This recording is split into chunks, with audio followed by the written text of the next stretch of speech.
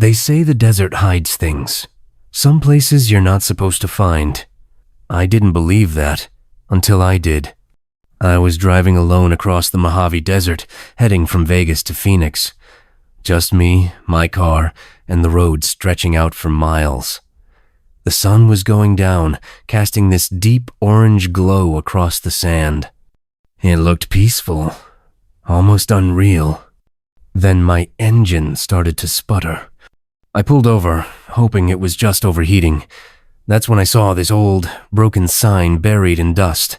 It said, Red Hollow, 2 miles. I figured I'd walk there, maybe find someone who could help. Big mistake.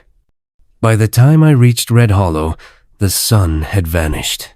The sky turned deep purple, and the cold started to settle in. The town looked wrong, silent, still. Sand drifted across the empty streets, like the place had been frozen in time. Every building looked untouched. No graffiti, no broken windows, just empty, like the people had all vanished at once. There was a gas station with a flickering sign, open. It blinked, even though no lights were on inside. I called out, "Hello?" My voice echoed, but nothing answered back. Then, laughter. A soft giggle. A child's laugh, coming from the old church at the end of the street. It wasn't playful. It was off. Something told me to turn around, but I didn't. I couldn't explain it. My feet just started moving, like I wasn't in control. I headed straight for that church. The church door creaked open like it had been waiting for me. Inside, it was dim, just rows of candles burning quietly, even though no one was there to light them. The walls were covered in old black and white photographs. I stepped closer and realized every photo was the same family, same faces, same church behind them. But the dates? 1932, 1957, 1989. They hadn't aged. Not one wrinkle. A chill ran down my spine. Then I heard it, a whisper right behind me, cold, breathy, almost like wind but too close. He watches from below. I spun around. Nothing. Just empty pews. My heart was pounding. I didn't care what I saw anymore. I just wanted out. I ran back outside, but when I looked around, everything was different. The road I came from was gone. The sand had swallowed it up. And the sky wasn't the same. I tried to retrace my steps, walk back to where my car was, but no matter which way I turned, I ended up right back at the church. Every single time. I even left footprints behind me and watched them vanish, like the sand was swallowing them whole. I started running, fast, panicking, but it didn't matter. The town looped around me like a trap. My phone was dead, no bars, no GPS. My flashlight flickered once, then went black. That's when I looked up and saw him, on the rooftop across from me. A tall man, or at least shaped like one.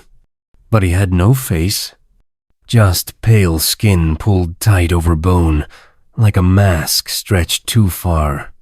He didn't move, didn't blink, just stared, even without eyes. I spun around, and there he was. A man, scruffy beard, torn clothes, looked like he hadn't seen daylight in decades. Said his name was Eli. He told me he'd been trapped in Red Hollow for over 30 years. Said this place was cursed, that a sand spirit lives beneath it, and every 10 years it picks a traveler, someone lost, alone. That traveler becomes part of the town forever. Said the faceless thing I saw, that was the last one, the last person chosen before he gave up and turned. Then Eli looked me dead in the eyes. Said, "Now it's your turn." I asked him how to escape. He didn't even flinch when he said, "You have to give the spirit a sacrifice before the blood moon sets." My stomach dropped. I looked at him and asked, "You brought me here, didn't you?" He screamed like a madman and charged, the knife flashing in the moonlight. Said he couldn't do another 10 years. Said he wouldn't. We crashed into the sand, rolling, fists flying. The wind whipped around us like it was alive. That same eerie hum rose up from the ground, like the desert was breathing. Above us, the moon turned blood red. I got the knife, got it away from him, pressed it to his throat while he laughed in my face. "If you kill me," he said, his voice cold and shaking, "you take my place." His eyes were wild, empty. I could feel the ground pulling at me, like something beneath it was waiting, watching. I didn't want to die here. I didn't want to become that thing. So I made my choice. I ran.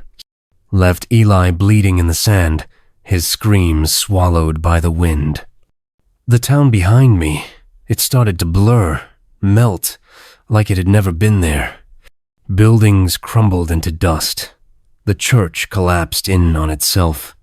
I didn't look back. Somehow, I reached my car. The sun was just coming up, burning orange through the haze. I turned the key. The engine sputtered, then roared to life. I laughed. I actually laughed. I was free. I made it out.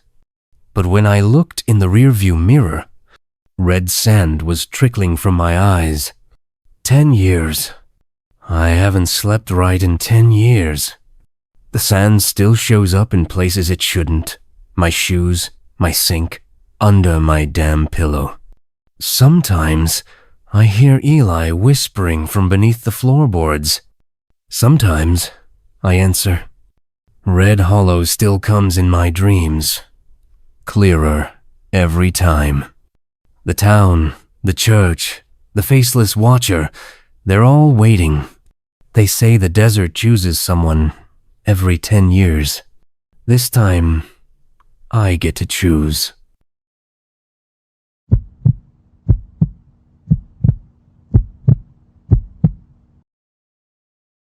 I've always been a loner, not in the don't talk to me kind of way. More like I've always felt at peace when everything's still, no noise, just space to breathe. That's probably why Jenna and I hit it off so quickly. We'd only been dating 8 months, but it felt longer, in a good way. She got it.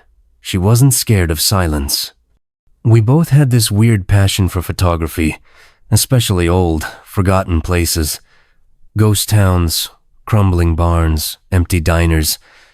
The kind of places most people drive past without a second glance. One night, scrolling some random forums, I found this thread about a place not even on maps anymore. A town buried in the Arizona desert. No name, just coordinates. Supposedly abandoned since the 70s. I brought it up to Jenna. We decided to go. 3 nights. No Wi-Fi. No service. Just us, our cameras, and whatever the desert wanted to show us. We pulled in just as the sun started to dip behind the rocks. The whole place looked frozen in time. Wooden buildings half collapsed, a church missing its steeple, rusted signs swaying in the dry wind. It was beautiful in that eerie, forgotten kind of way. Jenna was already snapping photos before I even shut off the engine. It was quiet. Like, dead quiet. No wind, no birds. Not even the usual buzz of desert bugs. Just stillness. It felt like the whole town was waiting for something. As we walked toward what used to be the general store, I noticed this old wooden post cracked and splintered. Someone had carved words into it, looked fresh, almost, "Don't let it hear you." I called Jenna over and we laughed it off. Probably some bored hikers trying to spook people. Just one of those dumb messages you find in places like this. We moved on. We set up our sleeping bags inside the old general store. The roof was mostly intact, and the wooden floor felt solid enough. It smelled like dust and dry rot, but it was better than pitching a tent in the open desert. That night, I couldn't sleep. Around midnight, I started hearing these soft whispers. Not words exactly, just breathy sounds like someone murmuring a prayer right outside the wall. I told myself it was just the wind sneaking through the gaps in the wood. Desert wind plays tricks, right? Jenna stirred beside me. She didn't say much, just mumbled that she felt like someone was watching us. Then she laughed, said she was just being paranoid. Still, she rolled over and inched a little closer to me. I didn't say anything, but I kept my eyes open longer than I meant to.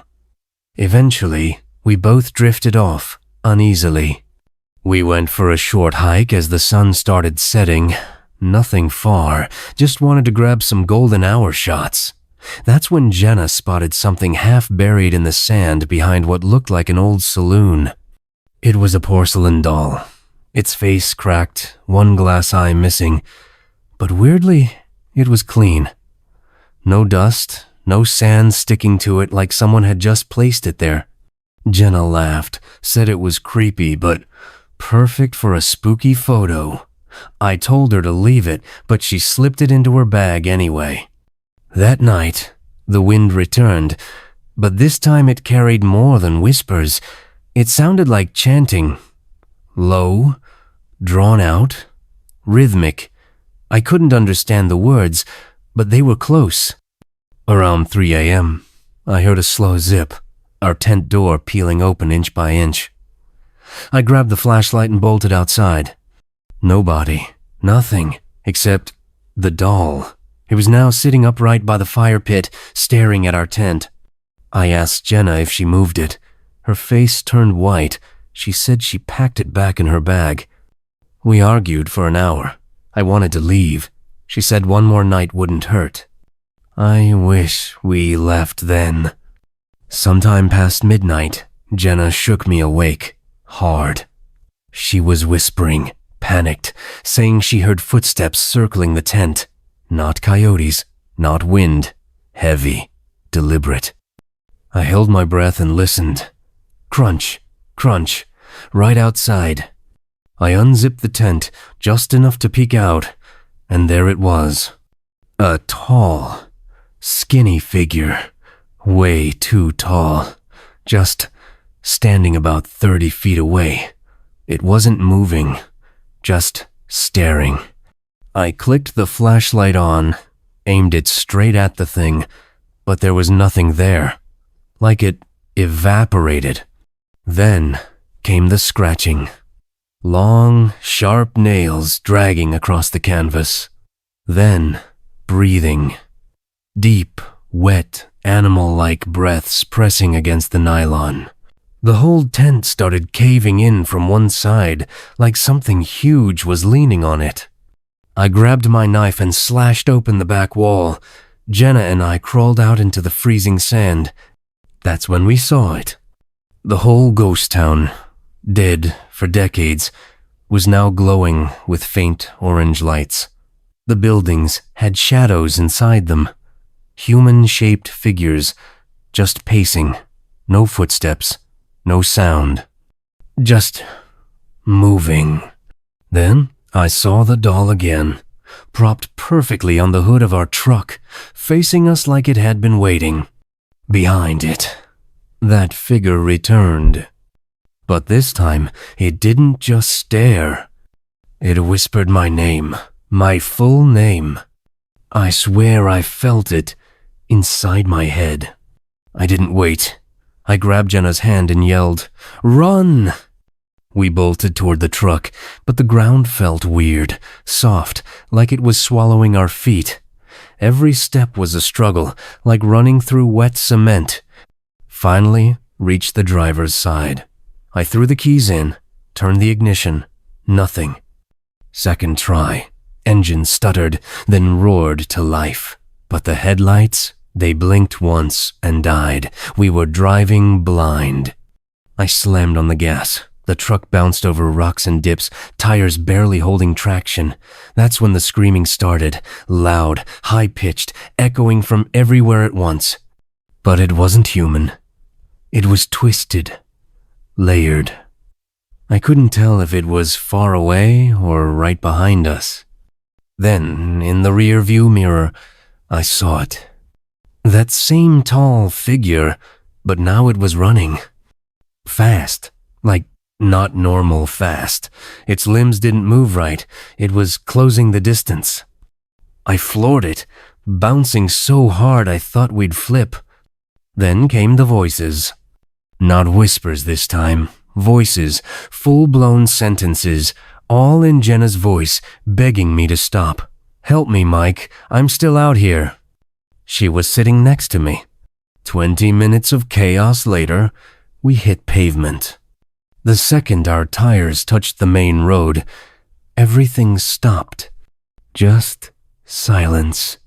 We got home and Jenna threw that damn doll straight in the trash. But I still hear it sometimes. The whispers. Especially when I'm alone. We went to the police, told them everything. They checked, said there's no ghost town out there. Just empty desert, flat, lifeless. We even looked it up ourselves. Nothing. Satellite images show miles of nothing. It's been 6 weeks now. I haven't slept more than 2 hours a night. Every time I close my eyes, I see that porcelain face. And last night, I swear to God, it was sitting at the foot of my bed.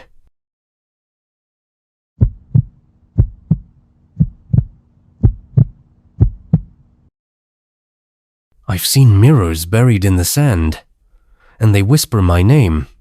It sounds crazy, I know, but I swear on everything, I'm not lying. I was alone, out in the Sonoran Desert, trying to get my head straight after a rough year. The kind of solitude where your thoughts echo louder than the wind.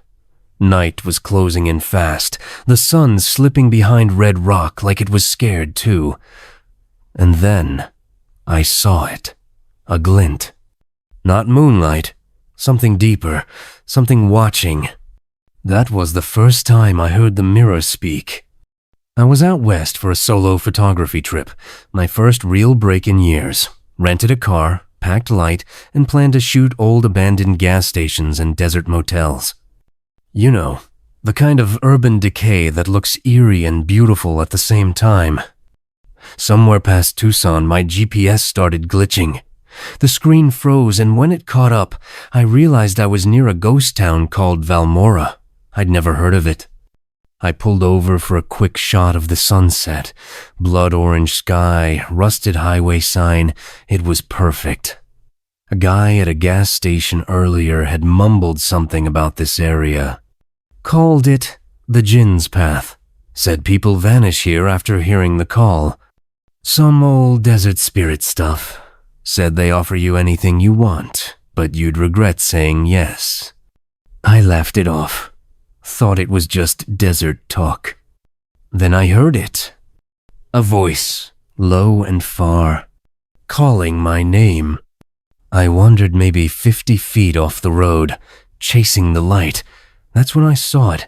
Something silver sticking out of the sand. Looked like a chunk of broken mirror, maybe from a car wreck or old roadside junk. But when I got closer, it wasn't dusty or cracked. It was clean, like someone had just polished it.